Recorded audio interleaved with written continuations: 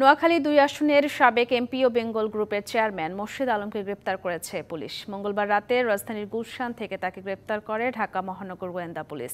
তাকে রিমান্ডের আবেদন করে বুধবার আদালতে সোপর্দ করা হবে বলে জানায় ডিবি। মোর্শেদ আলম ২০১৪ সালের ১০ম জাতীয় সংসদ নির্বাচনে বাংলাদেশ আওয়ামী লীগের প্রার্থী হিসেবে নোয়াখালী ২ আসন থেকে এমপি নির্বাচিত হন। পরে ২০১৮ ও ২০২৪ সালের জাতীয় নির্বাচনেও তিনি একই আসন থেকে নির্বাচিত হন। এ বিষয়ে আরও জানাতে সরাসরি ডিবি কার্যালয় থেকে যুক্ত হচ্ছেন সহকর্মী ইকবাল অনিক। ইকবাল, জানাবেন মোর্শেদ আলমকে গ্রেপ্তারের পর ডিবি কার্যালয় থেকে নতুন কিছু জানতে পেরেছেন কিনা? নীলিমা, আওয়ামী লীগের সাবেক সংসদ সদস্য ও বেঙ্গল গ্রুপের চেয়ারম্যান মোর্শেদ আলমকে কিন্তু 11:15টার দিকে গুলশান থেকে গ্রেপ্তার করেছে ডিবির একটি গোয়েন্দা দল। সেখানে কিন্তু তাকে কিন্তু গ্রেপ্তার করে এই গোয়েন্দা মহানগরের যে কার্যালয় আছে মিন্টু রোডে, সেখানে কিন্তু নিয়ে আসা হয়েছে। তাকে গোয়েন্দা বিভাগের যে প্রধান রয়েছেন তাই তিনি আমাদেরকে যতটুকু জানিয়েছেন তার বিরুদ্ধে একাধিক মামলা রয়েছে, কিন্তু কোন মামলায় তাকে গ্রেপ্তার করা হয়েছে সেটি কিন্তু এখনো জানায়নি।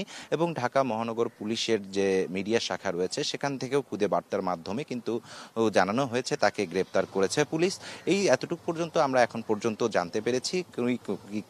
কোন মামলায় তাকে গ্রেপ্তার দেখানো হয়েছে সেটি কিন্তু এখন পর্যন্ত জানা যায়নি। এটা কি আগামীকাল সকালে জানা যাবে এবং তাকে গ্রেপ্তার দেখিয়ে কিন্তু রিমান্ডের আবেদন করবে পুলিশ। এতটুকু পর্যন্ত আমরা জানতে পেরেছি। তিনি কিন্তু ২০১৪ সালে আওয়ামী লীগ থেকে নোয়াখালী ২ আসন থেকে এমপি নির্বাচিত হয়েছিলেন। ঠিক ২০১৮ সাল এবং ২৪ সালেও কিন্তু তিনি এই নোয়াখালী ২ আসন থেকে এমপি নির্বাচিত হয়েছেন। এবং জুলাই আগস্টের পর কিন্তু তার নামে বেশ কয়েকটি মামলা হয়েছে এবং কোন মামলায় তাকে গ্রেপ্তার দেখানো হয়েছে সেটি কিন্তু এখন পর্যন্ত জানা যায়নি। আমরা জানতে পারলে পরবর্তী সংবাদে আপনার মাধ্যমে জানাতে পারবো। আর যতটুকু যা বলছে, জুলাই আগস্ট পরবর্তী সময়ে যে হত্যাকাণ্ড, জুলাই আগস্টে যে হত্যাকাণ্ডের ঘটনা ঘটেছে, এই হত্যাকাণ্ড, গুম, এই হবে যে কোনো একটি মামলায় তাকে গ্রেপ্তার দেখানো হতে পারে বলে আমরা জানতে পেরেছি।